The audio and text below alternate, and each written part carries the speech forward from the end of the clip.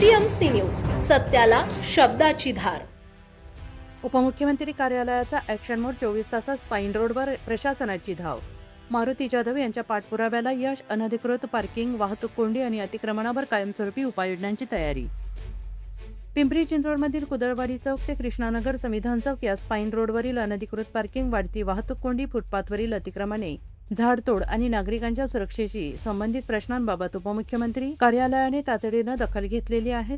सामाजिक कार्यकर्ते मारुती जाधव यांनी या समस्यांबाबत सातत्याने पाठपुरावा करत उपमुख्यमंत्री कार्यालयाकडे सविस्तर पत्र व्यवहार केला होता। यानंतर अवघ्या 24 तासांच्या आत पिंपरी चिंचवड महापालिका आणि पोलीस प्रशासनातील वरिष्ठ अधिकारी प्रत्यक्ष घटनास्थळी दाखल झाले।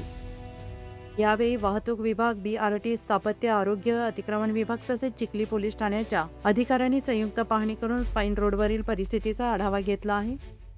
सर्व्हिस रोडवरील अनधिकृत पार्किंग हटवणे, वाहतूक कोंडी कमी करणे, पादचाऱ्यांसाठी फुटपाथ मोकळे करणे, सुरळीत वाहतूक व्यवस्था निर्माण करण्यासाठी कायमस्वरूपी उपाययोजना राबवण्याबाबत संबंधित विभागांना सूचना देण्यात आल्या।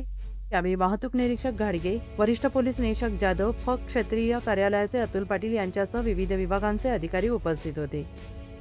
या प्रसंगी मारुती जाधव यांनी नागरिकांच्या सुरक्षिततेशी कोणतीही तडजोड होणार नसल्याचं स्पष्ट करत प्रभाग क्रमांक 11 मधील प्रत्येक नागरिक प्रश्नासाठी सातत्याने पाठपुरावा सुरूच राहणार असल्याचं सांगितलं आहे। आश्वासनांपेक्षा प्रत्यक्ष कृतीवर भर देत वाहतूक कोंडीमुक्त, सुरक्षित आणि सुकर प्रभाग उभारण्यासाठी प्रशासनाने तातडीने प्रभावी उपाययोजना राबवाव्यात अशी मागणी त्यांनी केली आहे।